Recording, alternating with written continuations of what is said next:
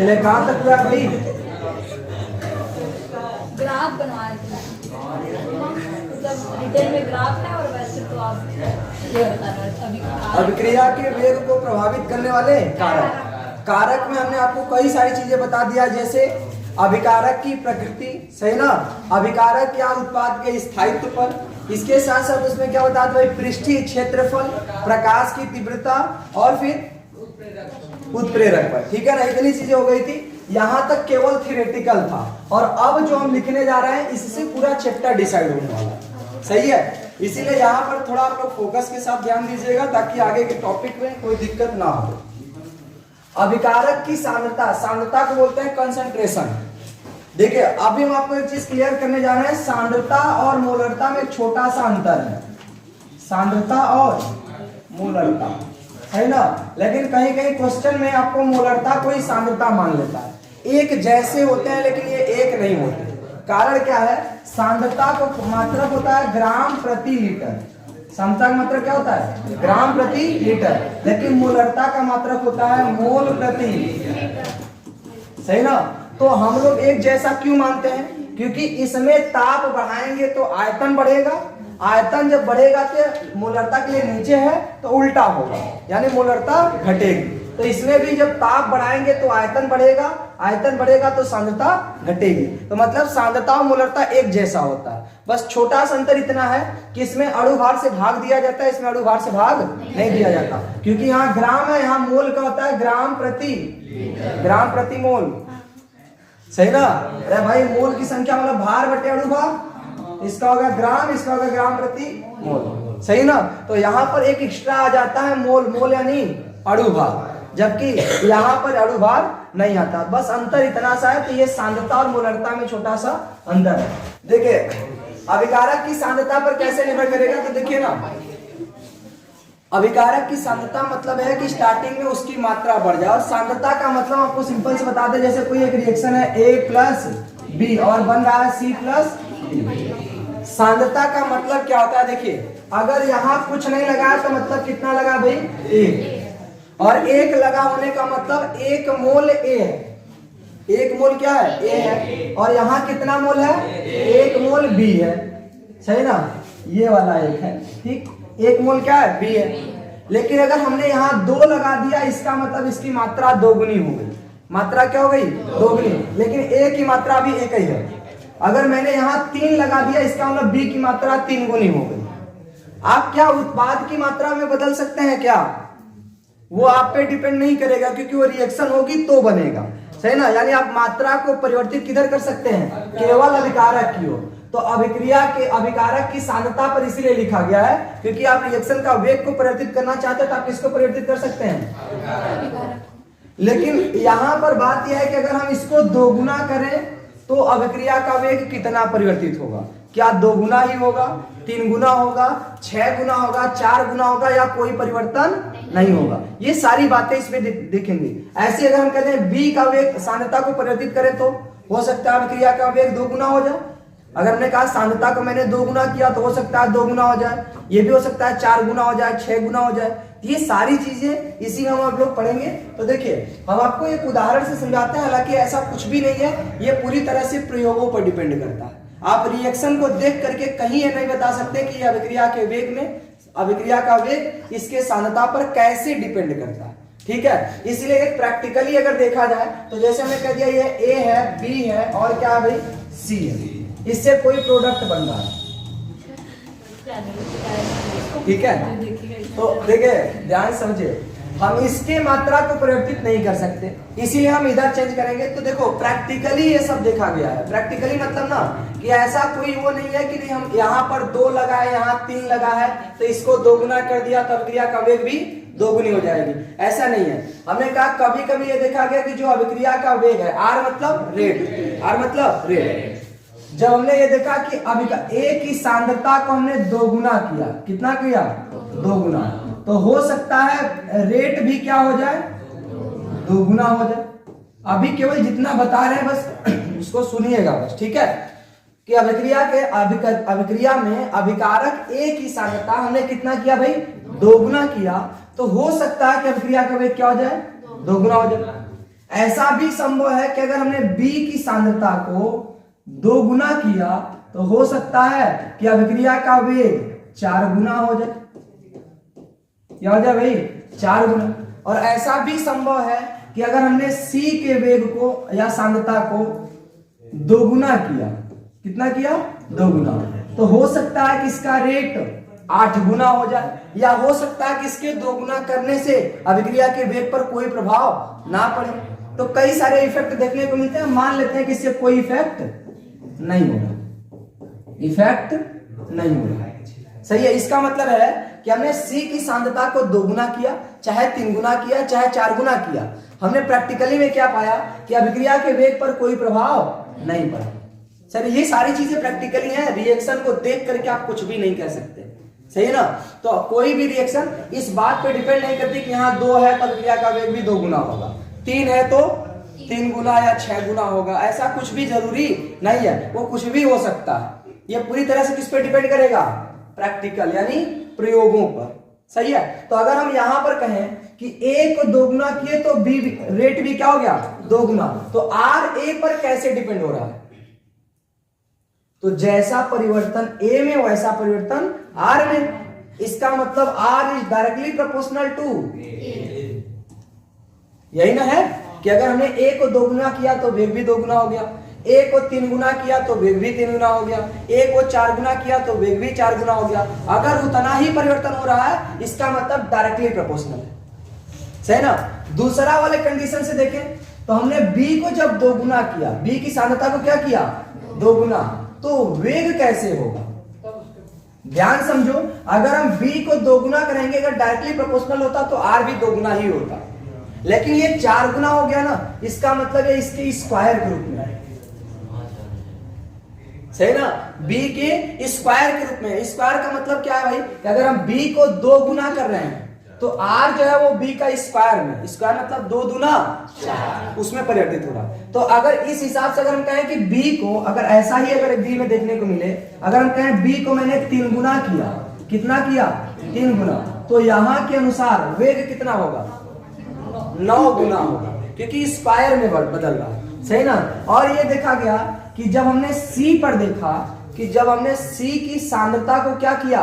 2 गुना, तो अभिक्रिया का वेग पे क्या प्रभाव होगा? अगर डायरेक्टली प्रोपोर्शनल होता तो ये भी 2 गुना होता, कोई इफेक्ट नहीं हुआ। मतलब इसको 2 गुना करें, 3 गुना करें, 4 गुना करें, 5 गुना करें, लेकिन इसका मान बदलना नहीं है। हम C को बदल सकते हैं लेकिन R बदलना नहीं चाहिए। इसके लिए हमें C के ऊपर क्या लगाना होगा? क्योंकि किसी के पावर अगर 0 लगा दे तो सांद्रता चाहे जितना बढ़ा दे उसका मान सदैव 1 होगा। 1 होने का मतलब जितना पहले था उतना ही रहेगा। इससे पता चलता है कि अभिक्रिया के वेग पर कोई प्रभाव नहीं पड़ता। तो ये सारा का सारा किसी वेग के लिए प्रैक्टिकल है। सही ना? तो इन सबको अगर मिला ले, तभी आप लोगों ने फिजिक्स में पहला चैप्टर पढ़ा होगा, F is directly proportional to Q1 into Q2, पढ़ा है कि नहीं? फिर उसी में पढ़ा F is universally proportional to R square, ऐसे पढ़ा। फिर दोनों को मिलाते हो तब बोलते हो कि इनका क्या करना चाहिए? मल्टीप्लाई, और जिधर कॉमन रहता है उसको एक बार लिखा जाता है। सही ना? इधर मल्टीप्लाई करेंगे तो Q1 Q2 का 1 में मल्टीप्लाई करेंगे, Q1 into Q2 अपन ऐसा किए थे कि नहीं? देखो हम हर बार आपको फिजिक्स का उदाहरण लेकर के यहाँ क्यों लाते हैं? क्योंकि फिजिक्स आसान होता है, फिजिक्स के नियमों को समझना आसान होता है। ठीक है? तो यहाँ पर जब हम इसको हटाएंगे तो हमेशा कोई ना कोई कांस्टेंट आएगा, उस कांस्टेंट को बोला जाता है K। क्या बोला जाता है? K। Q1 Q2 upon do you know about K? कितना कितना होता है ना? लेकिन क्या आपने इसका डेरिवेशन पढ़ा है? क्या सही, क्या डेरिवेशन पढ़ा है? डेरिवेशन इसका आपके 12th में मिलेगा ही। सही है?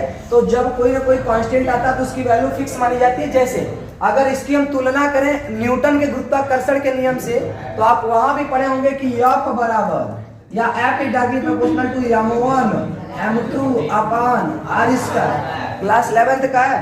सही ना? और यहाँ भी एक कांस्टेंट आता है, जब इसको प्रोपोर्शनल पढ़ाते हैं तो एक कांस्टेंट आता है कैपिटल G, इसको बोलते हैं सार्वत्रिक गुरुत्वाकर्षण नियतांक। इसकी फिक्स वैल्यू होती है 6.67 10⁻⁻। सही है ना। तो जिस तरह से मैंने कहा कि अगर दो प्रोपोर्शनल है तो उनका अगर इस तरह से बनाना है एक साथ, तो जिधर सेम है उसको एक बार लिखा जाता है। तो ऐसे ही इसमें इधर सब रेट रेट रेट है, तो यहाँ भी क्या लिखना होगा, और इधर का सबको क्या करना होगा, मल्टीप्लाई। तो मल्टीप्लाई करेंगे तो क्या होगा भाई, ए है, इसके पावर कुछ नहीं है, फिर क्या है, बी है, बी के पावर क्या है 2, फिर क्या है सी, सी के पावर क्या है 0। ऐसा कुछ रिएक्शन बना। क्या ये रिएक्शन मैंने अभिक्रिया को देख के लिखा है, नहीं, ये बिल्कुल प्रैक्टिकली है। इसको जब आप प्रयोग करेंगे तब आपको पता चलेगा कि ए पर कैसे डिपेंड हो रहा है, बी पर कैसे हो रहा है। अच्छा, कुछ लोग के दिमाग में आएगा कि प्रैक्टिकल हमको कैसे पता चलेगा। भाई हम कह रहे हैं कि ए बी सी तीनों आपको केमिकल दिया, आपने क्या किया कि पहले तीनों की मात्रा सेम ले लिया। देखो लैब में कैसे करेंगे उसको बता रहे हैं। तीनों की मात्रा, ए की कुछ मात्रा ले लिया, बी का कुछ, सी का कुछ, तीनों की मात्रा बराबर बराबर ले लिया, ठीक है। इसके बाद तीनों को आपस में मिला दिया और मेजरमेंट कर लिया कि अभिक्रिया का वेग कितना था, सही ना। मान के चलो हमने अभिक्रिया के वेग को माप लिया कि 2 था, 2 का मतलब मात्रक मोल प्रति लीटर सेकेंड, सही ना, मोल प्रति लीटर सेकेंड, ये इसका क्या था, वैल्यू था। अब हमने कहा कि अब आपको अलग अलग चेंज करना है कि किसके चेंज करने से कितना परिवर्तन होगा। जैसे मान के चलिए हमने चेंज क्या किया कि हमने ए की मात्रा, पहले तीनों बराबर था, ए की मात्रा को हमने क्या किया, जितना पहले लिया था उतना और ले लिया, जितना पहले लिया था उतना और ले लिया, बाकी बी और सी को उतना ही रहने दिया जितना पहले था। तो भाई इसका मतलब ए की मात्रा को हमने कितना कर दिया, 2 गुना। फिर हमने वेग मापा कि अब वेग क्या बता रहा है, हो सकता है वेग 4 हो चुका हो, वेग क्या हो गया हो 4। इसका मतलब जब हम सांद्रता को 2 गुना किए तो वेग कितना हो गया, स्क्वायर हुआ क्या, वो भी 2 गुना ही हुआ है, 2 का 2 गुना, मतलब directly proportional to A power 1, सही है, इस तरह से। और हो सकता है कि हम अभिक्रिया के वेग को 2 मतलब सांद्रता को ए को 2 गुना किए, तो अगर मैंने मेजरमेंट किया और वेग आ गया 8, कितना आ गया, मतलब यहां से कितना गुना हो गया, 4 गुना, तो हम बोलेंगे वो इस तरह का है, सही है। ये लैब में ऐसे मेजरमेंट करते हैं, ठीक। तो यहां पर मैंने एक प्रैक्टिकली क्या लिख दिया, समीकरण। अब बताओ जब प्रोपोर्शनल हटाएंगे तो कोई ना कोई कांस्टेंट आएगा, कांस्टेंट को हमने क्या लिख दिया, के, क्या लिख दिया, के। और यहाँ बाकी जो फॉर्मूला जैसे है वो ऐसे ही रह गया, ए, फिर यहाँ हो गया बी का पावर 2 और यहाँ हो गया सी के पावर 0। ध्यान से समझिए, ये जो के है, एक बात बताओ, आर क्या है, रेट, रेट यानी वेग, वेग यानी दर, सही है। और कौन सी दर, तात्क्षणिक औसत, कुछ भी हो सकता है, ये है रेट, रेट यानी वेग। और के क्या है, नियतांक है। किसको निकालते समय नियतांक है, वेग को, या स्थिरांक भी बोलते हैं, इसको बोलते हैं वेग नियतांक या वेग स्थिरांक। कोई दिक्कत। ए क्या है, अभिकारक की सांद्रता में, अभिकारक में कोई ए है उसकी सांद्रता है, बी क्या है, इसकी सांद्रता है, सी क्या है, ये इसकी सांद्रता है। अच्छा, तब ये घात क्या है, तो जो घात को अगर हम टोटल जोड़ दे ना, जैसे यहाँ 0 है, यहाँ 2, यहाँ कुछ नहीं है तो 1 है, इन सब घातों का योग कर दें, अगर घातों का योग, किसके घातों का योग, अभिकारक की सांद्रता के घातों का योग कर दें, तो जितना भी आएगा वो कहलाएगा अभिक्रिया की कोटि। क्या कहलाएगा, अभिक्रिया की कोटि। जैसे इस रिएक्शन के लिए अभिक्रिया की कोटि कितना है, 1 और 2, 2 में 0 जोड़े कोई फर्क नहीं पड़ेगा, यानी कितना आएगा, 2 और 1 3। तो अभिक्रिया की कोटि 3 है, तो इस अभिक्रिया को बोलेंगे तृतीय कोटि की अभिक्रिया, सही ना।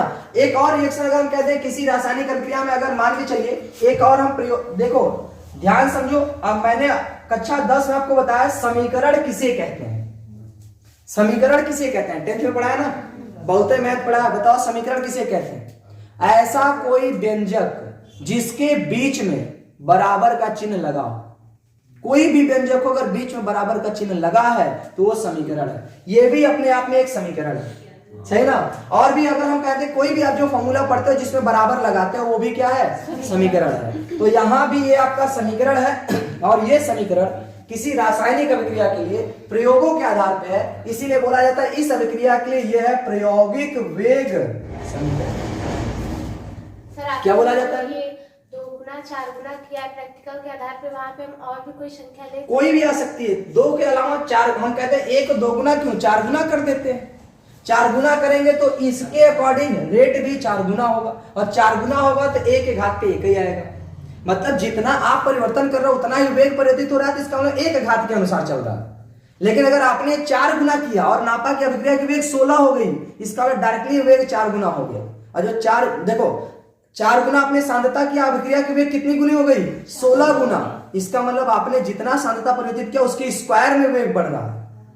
सही है ना? तो ये रिएक्शन में आप सांद्रता कुछ भी कर सकते हैं। ये है वेग समीकरण, इसको क्या बोलते हैं? प्रायोगिक वेग समीकरण। इसके लिए सपोज यहां पर अगर हम लिख रहे हैं ए बी सी और डी, सही ना, अब कोई प्रोडक्ट का निर्माण हो रहा है, सही है, और मान के चलिए इसके लिए मैंने प्रायोगिक वेग समीकरण ऐसा बनाया कि आर इस तरह से दिख रहा था, यहां लगा था के ए के पावर 2 बी सी के पावर 0 फिर डी के पावर -1। सही है ना? ऐसा भी हो सकता है। अब आपके दिमाग में आएगा -1 का क्या मतलब है? -1 का मतलब है डी की पावर -1 वाला 1/d। सही ना? 1/d का मतलब क्या है कि अगर हम डी की सांद्रता को 2 गुना करें तो वेग 1/2 हो जाए, यानी आधा हो जाए। समझा है कि नहीं? तो इस समय कोटि आपका कुछ भी हो सकता है, माइनस प्लस बटा में कुछ भी हो सकता है। ठीक, तो यहां पर बताइए कि यहां पर अभिक्रिया की कोटि कितनी होगी? पूरी अभिक्रिया की कोटि कितनी होगी? तो अभिक्रिया के लिए तो ये पूरा प्रायोगिक वेग समीकरण है, तो 2 है, यहां कुछ नहीं लिखा मतलब 1 है, तो 2 प्लस 1 यहां प्लस 0 फिर -1। सही ना? तो 2 1 3 में से गया 2, अभिक्रिया की कोटि कितना आई? 2। इसका मतलब कि ये कौन सी अभिक्रिया है? द्वितीय कोटि की अभिक्रिया। कोई दिक्कत? यहां पर के क्या है? वेग स्थिरांक। आर क्या है? रेट यानी वेग। कोई दिक्कत? अब ध्यान से सुनो जो क्वेश्चन बनाने जा रहे हैं। हम कहते हैं इस अभिक्रिया में अगर हम बी की सांद्रता 4 गुना कर दें तो अभिक्रिया का वेग कितना गुना होगा? अगर हम B की सांद्रता को 4 गुना कर दें तो अभिक्रिया का वेग कितना गुना होगा? भाई B के पावर 1 है ना, तो आप बस सबसे मत देखिए, जिसको कह रहे हैं बस उसको देखिए। तो उसका मतलब है कि R directly proportional to B power 1 की बात हो रही है। अगर हमने इसको 4 गुना किया तो 4 के घात पे 1, यानी वेग भी कितना होगा? 4 गुना ही होगा। सही है ना? अगर हम कहते हैं इसको B की सांद्रता को इसी वेग में, इसी समीकरण में B की सांद्रता को 3 गुना करें तो वेग कितना होगा? पावर 1 है यानी 3 गुना ही होगा। अगर हम कहते हैं B की सांद्रता को 6 गुना करें तो चलो, अगर मान के चलिए इस समीकरण के लिए प्रायोगिक वेग समीकरण है, और इस प्रायोगिक वेग समीकरण में अगर हम A की सांद्रता 4 गुना करें तो अभिक्रिया का वेग कितना होगा? तो 4 के स्क्वायर में करण होगा, यानी अभिक्रिया का वेग directly proportional to A square था। आपने ए की वैल्यू 4 किया तो 4a किया तो वेग क्या हो जाएगा? 4a का स्क्वायर, यानी 4 चौके 16 गुना हो जाएगी। ठीक है, तो ये इस प्रायोगिक वेग समीकरण है। तो ध्यान समझिए, यहां पर तो मैंने एक उदाहरण लिया था जिसमें 1 2 3 ऐसे कुछ लिखा था। अगर हम ऐसा कुछ भी ना लें, एकदम नॉर्मल सा लिखें, जैसे एक अभिक्रिया है, रिएक्टेंट है R, एक रिएक्शन है जिसका अभिकारक क्या है? R है, या ऐसे मानते हैं इसका अभिकारक A है। अभिकारक क्या है भाई? A। और ये बन क्या रहा है? कोई प्रोडक्ट बन रहा है नॉर्मल सा। ठीक है ना? तो अगर ऐसा कोई प्रोडक्ट बन रहा है तो ऐसी स्थिति में अगर हम कहते हैं इसकी अभिक्रिया का वेग का प्रायोगिक वेग समीकरण ऐसा है कि R सांद्रता A पावर n, कोटि को हम किससे प्रदर्शित करते हैं भाई? n से। जैसे यहाँ पर कोटि था ना, कोटि को किससे लिखते हैं? n से, और यहाँ भी कोटि है, किसको किससे लिखेंगे? ठीक है, तो अभिक्रिया की कोटि को प्रदर्शित किया जाता है n से। तो यहाँ तो कहीं ना कहीं अगर हम एक ठो लिख रहे हैं, एक ठो केवल, तो उसके पावर पे हम क्या दिखाएंगे? n दिखाएंगे, क्योंकि n ही है जो घातांकों का योग है। इसलिए नेक्स्ट वाले में जो हमने अभिक्रिया की कोटि दिखाया कुछ इस तरह से, तो इसका जो वेग समीकरण आएगा वो ऐसा आएगा के ए पावर। ठीक, अब यहां से आप क्या समझे कि अभिकारक की सांद्रता को परिवर्तित करने पर अभिक्रिया का वेग बढ़ेगा या घटेगा, ये प्रयोगों पर निर्भर करता है। अगर आपको प्रायोगिक वेग समीकरण दिया है तभी आप सांद्रता के आधार पर वेग में क्या परिवर्तन होगा बता सकते हैं। अगर प्रायोगिक वेग समीकरण नहीं दिया है तो आप अभिक्रिया में समीकरण को देख करके कतई नहीं बता सकते कि अभिक्रिया की वेग बढ़ाएंगे तो बढ़ेगा या घटेगा या अपरिवर्तित रहेगा। सही ना? ये पूरी तरह से सांद्रता पे वेग किस पे निर्भर करेगा? प्रायोगिक वेग समीकरण। कोई दिक्कत? अब क्वेश्चन ये आता है कि प्रायोगिक वेग समीकरण किसे कहते हैं? किसी रासायनिक अभिक्रिया के लिए प्रयोगों के आधार पर प्राप्त वह समीकरण जिसके आधार पर हम उस अभिक्रिया के वेग का अभिकारकों की सांद्रता पर निर्भरता को दिखा सके, उसे हम क्या बोलते हैं? प्रायोगिक वेग समीकरण, या इसी को बोलते हैं प्रायोगिक वेग नियम। क्या बोलते हैं? प्रायोगिक वेग नियम। अगर किसी रासायनिक अभिक्रिया के लिए आपको प्रायोगिक वेग नियम दिया तो क्या आप बता सकते हैं कि नहीं कि उसकी सांद्रता को बढ़ाने पर वेग कैसे परिवर्तित होगा? अच्छा, इसी क्वेश्चन में मान लो हम D की सांद्रता को 4 गुना कर दें। D की सांद्रता कितना गुना कर दें? 4 गुना। तब बताइए जरा वेग कितना परिवर्तित होगा? तो भाई यहाँ 4 गुना करोगे ना तो R तो ऐसे है D के लिए, R directly proportional to D inverse, D है D इनवर्स। तो भाई अगर हम इसको 4 करेंगे तो R क्या होगा?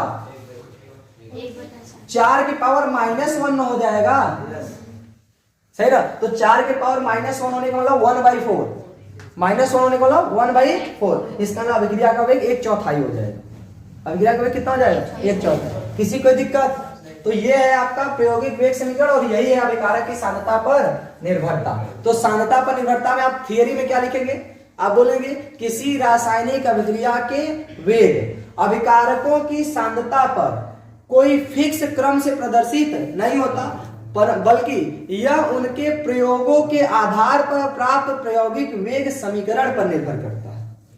प्रयोगों के आधार पर प्राप्त प्रायोगिक वेग समीकरण पर निर्भर करता है, ठीक है? फिर जब इस पे निर्भर करेगा तो आप हेडिंग डालेंगे प्रायोगिक वेग समीकरण, सही ना? तो हेडिंग क्या होगा हमारा अगला?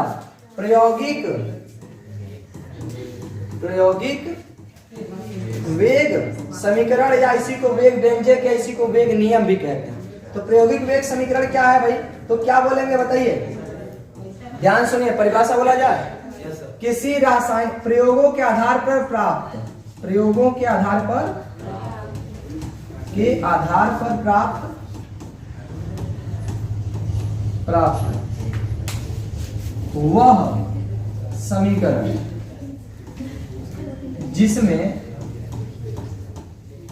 वह समीकरण जिसमें अभिक्रिया का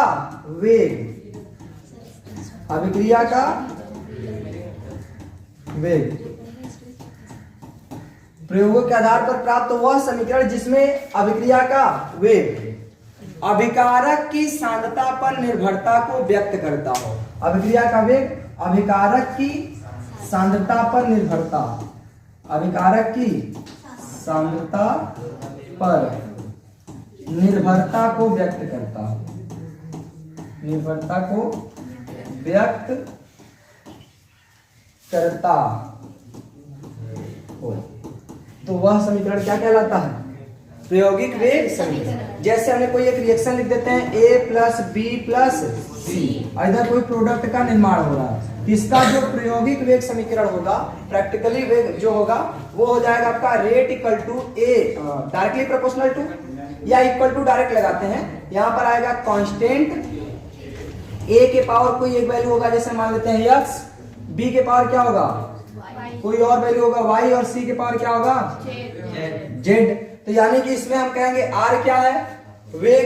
K क्या है? वेग स्थिरांक। जबकि n बराबर क्या लिखेंगे बताओ? n यानी कोटि, n क्या होगा?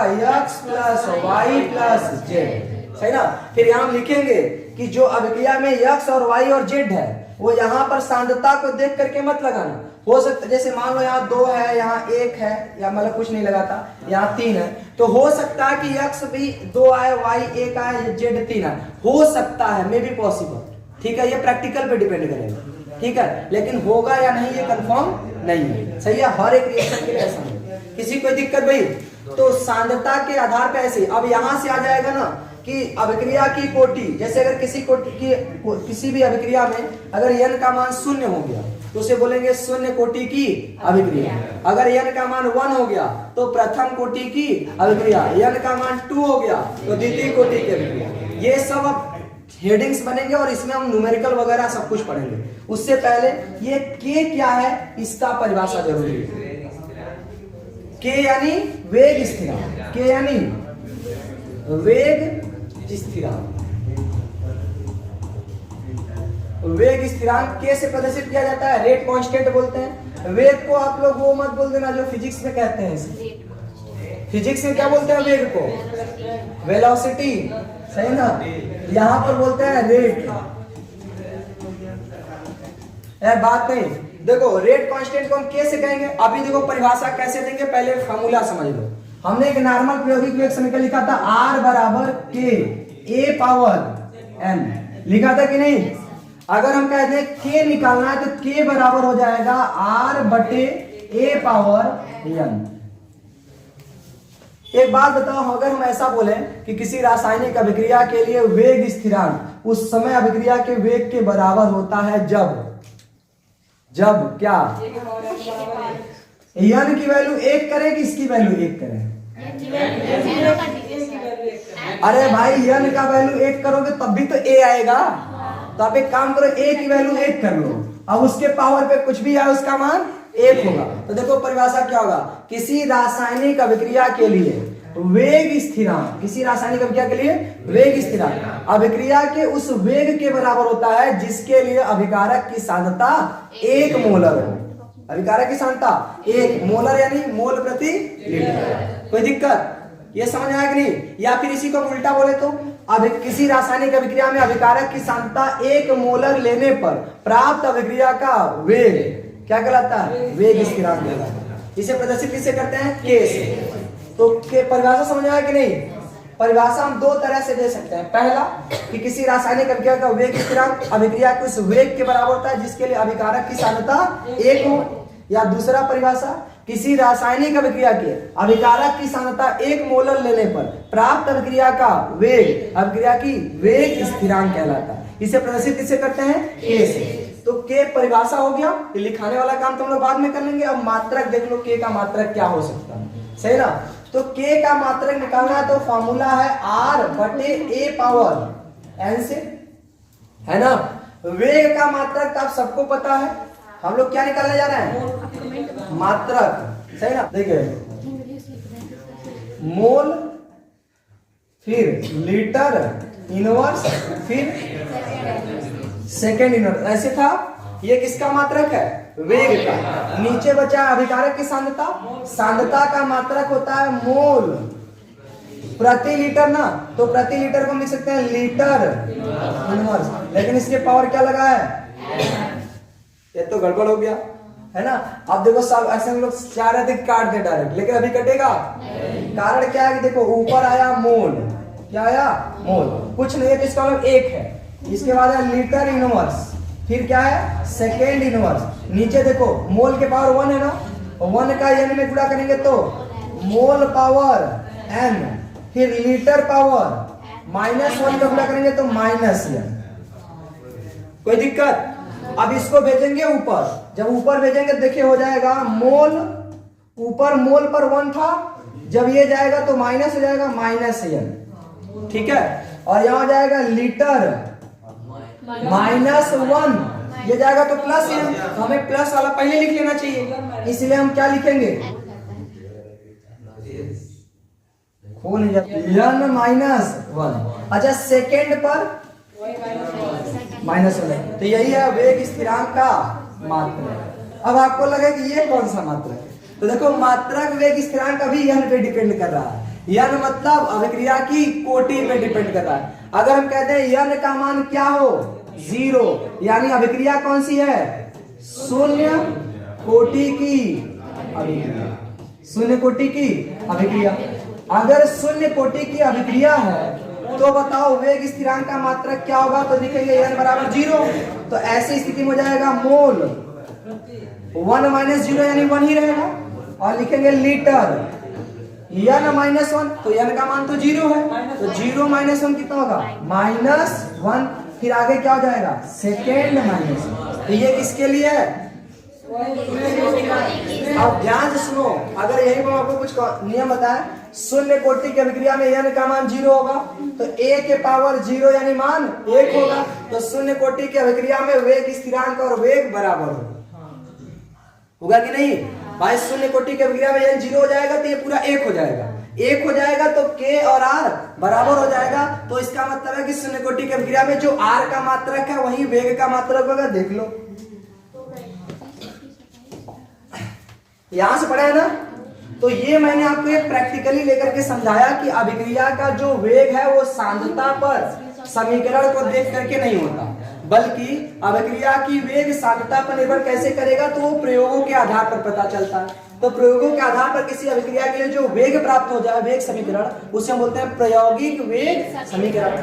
तो प्रायोगिक वेग समीकरण में जैसे मान लिया कि अभी किसी रासायनिक अभिक्रिया के लिए ये प्रायोगिक वेग समीकरण प्राप्त हुआ, तो इसके लिए R क्या है, अभिक्रिया की वेग है, K क्या है, वेग स्थिरांक, A क्या है, अभिकारक की सांद्रता, N क्या है, कोटि। तो अब यहाँ आया कि ये प्रायोगिक वेग समीकरण किसे कहते हैं, तो ये हमने उसका परिभाषा लिखा, यहाँ पे एक प्रायोगिक वेग समीकरण लिख दिया। अगर किसी के घात पे x हो, y हो, z हो तो कोटि क्या होगा, ये सबको जोड़ दिया जाए। ठीक, अब यहाँ n का मान कई सारा हो सकता है, उससे पहले हम k समझ लेते हैं। तो k को हमें परिभाषित करने के लिए यहाँ पे फॉर्मूला लिखा वेग स्थिरांक। तो यहाँ से k बराबर r बटे a पावर n।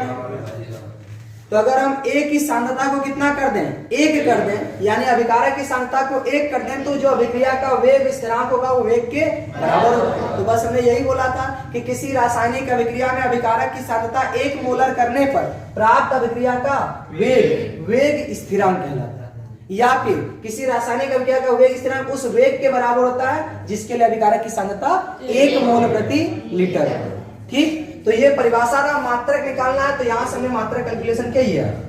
अब मात्रक भी किस पे डिपेंड कर रहा है, n पर, n यानी कोटि पर। अब हम यहाँ आपको बताने जा रहे हैं कि अगर n का मान 0, अगर n का मान क्या हो 0, तो इसको कहेंगे शून्य कोटि की अभिक्रिया, शून्य कोटि की अभिक्रिया। अगर n का मान 1 हो, n का मान 1 हो, तो कहलाएगा प्रथम कोटि की अभिक्रिया,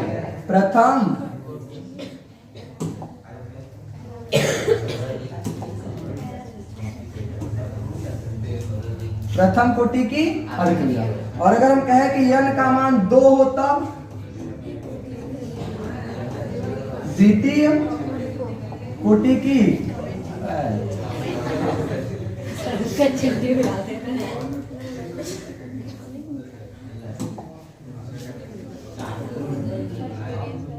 सही है भाई।